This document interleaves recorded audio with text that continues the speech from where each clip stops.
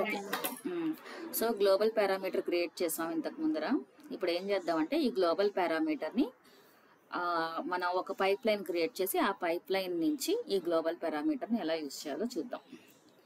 దానికోసం ఆథర్కి వెళ్ళాలి, పైప్ లైన్కి వెళ్ళి ఈ 3 డాట్స్ మీద క్లిక్ చేస్తే న్యూ పైప్ లైన్ అని క్లిక్ చేస్తే ఇక్కడ పైప్ లైన్ క్రియేట్ చేయొచ్చు. ఆటోమేటిక్గా పైప్ లైన్ నేమ్ అదే తీసుకుంటుంది, మనకు కావాలంటే మార్చుకోవచ్చు.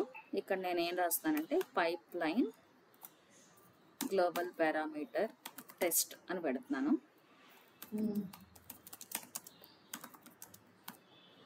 Pipe line to test global parameter, pipeline to test global parameter అని పెట్టాను. సో ఆటోమేటిక్గా సేవ్ అవుద్ది ఇది, వేరే సేవింగ్ క్లిక్ చేయక్కర్లా. సో ఈ ప్రాపర్టీస్ కొంచెం మినిమైజ్ చేస్తున్నాను. ఆ తర్వాత ఇక్కడ ఏం చేస్తున్నాను అంటే జనరల్లోకి వెళ్ళి ఇక్కడ ఒక యాక్టివిటీని పుల్ చేస్తున్నాను.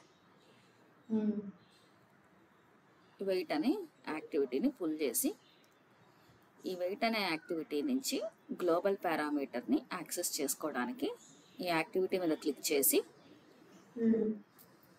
ఈ యాక్టివిటీ పేరు కావాలంటే మార్చుకోవచ్చు, నేను ఇలా ఉంచేస్తున్నాను.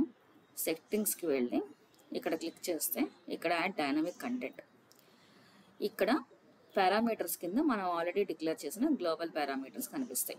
సో మనం కావాల్సింది ఇక్కడ సెలెక్ట్ చేసుకుని ఓకే క్లిక్ చేస్తే గ్లోబల్ పారామీటర్ ఇక్కడ సెలెక్ట్ అయినట్టు. ఒకసారి డీబగ్ చేసి చూద్దాం. గ్లోబల్ పారామీటర్లో మనం ఇచ్చిన వాల్యూ 10 కదా. సో ఇది 10 సెకండ్స్,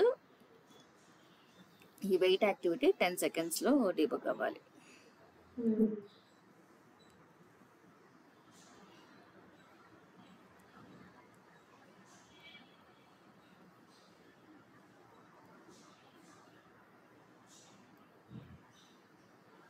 ఐ థింక్ 20 అనుకుంటాను ఇచ్చింది వాల్యూ. గ్లోబల్ పారామీటర్ 2 కి 20 ఇచ్చాను.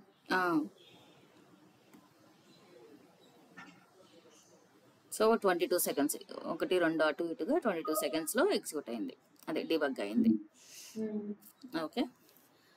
సో ఇది ఒక పైప్ లైన్ క్రియేట్ చేసి గ్లోబల్ పారామీటర్ని ఇలా యాక్సెస్ చేసుకున్నాం మనం.